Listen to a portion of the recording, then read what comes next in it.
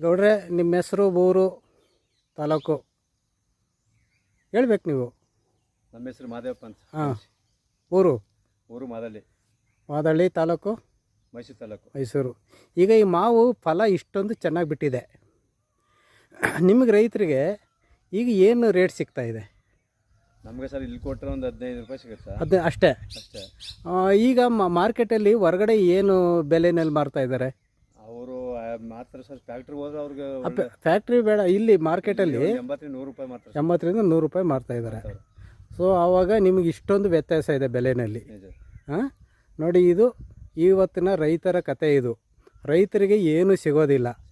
ಮಾರ್ಕೆಟಲ್ಲಿ ಇದ್ದವರಂಥ ಮಧ್ಯವರ್ತಿಗಳು ಮತ್ತು ಚಿಲ್ಲರೆ ಮಾರಾಟ ಮಾರೋರು ಅವರಿಗೆ ಲಾಭ ಸಿಗುತ್ತೆ ಹೊರತು ರೈತರಿಗೆ ಏನೂ ಸಿಗ್ತಾ ಇಲ್ಲ.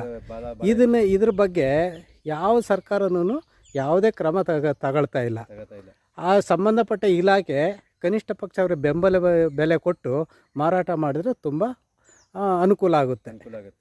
ನಾನು ಮಾತಾಡ್ತಾ ಇರೋದು ಕೆಂಪೇಗೌಡ, ಭೂವಿಜ್ಞಾನಿ, ಅಂತರ್ಜಲ ತಜ್ಞರು.